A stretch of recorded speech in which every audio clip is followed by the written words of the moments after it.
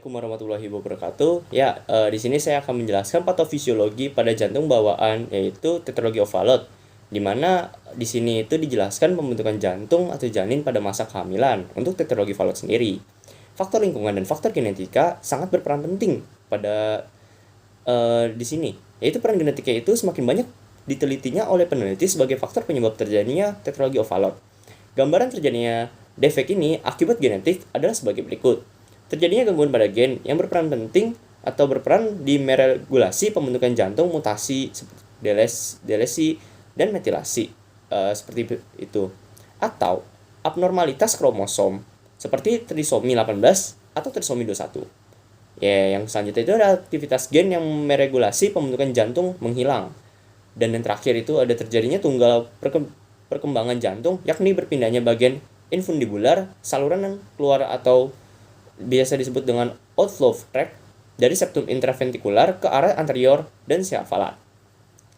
Lalu di sini ada juga akibat defek tersebut terjadi 4 anomali yang merupakan karakteristik dari tetralogy of Fallot sendiri. Yang pertama ada FSD, yaitu ventricular septal defect, yang disebabkan oleh septum intraventikular yang tidak sejajar atau deviasi sehingga terjadinya defek pintas antara ventrikular kiri dan ventrikel kanan.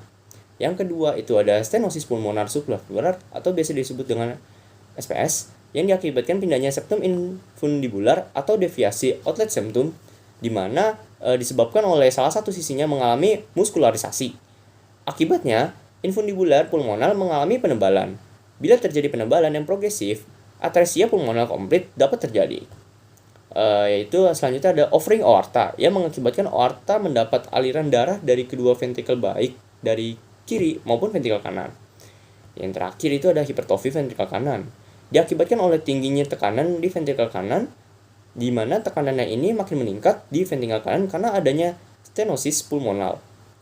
Nah, untuk epidemiologinya sendiri untuk tetralogy of Fallot, di mana kelainan jantung cyanotic congenital yang paling sering terjadi dengan perkiraan kejadian 1/3500 kelahiran hidup. Sebanyak 7-10% menurut data yang saya ambil dari web dan jurnal-jurnal, di mana malformasi jantung congenital adalah tetralogy of Fallot.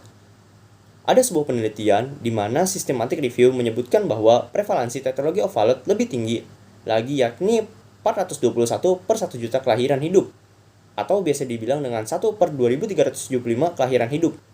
Angka pasien tetralogy of Fallot sendiri yaitu mengalami survival hingga dewasa bervariasi dari 20 sampai dengan 79%.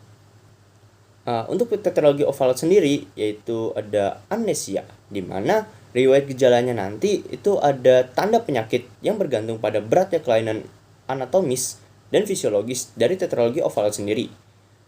Di sini kita mengalami diagnosis yaitu anamnesis ya. Maaf saya ralat tadi, bukan amnesia. Di mana cyanosis ini merupakan gejala yang paling sering muncul, namun tidak seluruhnya mengalami cyanosis pada masa-masanya, yaitu pada awal kehidupan, di luar kandungan. Riwayat yang perlu digali melalui anamnesis yaitu dikombinasikan dengan data pemeriksaan fisik seperti itu. Nah, untuk tetralogy of Fallot sendiri pada bagian penata laksanaannya, di mana saat lagi operasi untuk reparasi kelainan anatomi dan memperbaiki aliran darah dalam menuju parunya.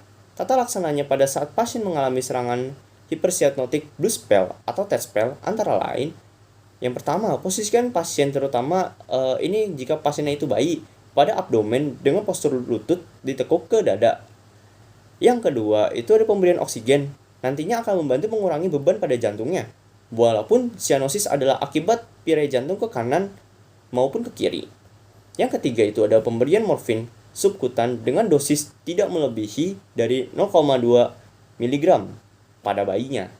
Yang keempat itu ada asidosis metabolik yang akan terjadi, di mana koreksi asidosis metabolik ini nantinya dengan bikarbonat bila pasien kurang respon dengan terapi. Yang kelimanya itu ada pemberian phenylephrine intravena, di mana nantinya ini fungsinya akan dapat meningkatkan resistensi vaskular dan memperbaiki keluaran ventrikel kanan.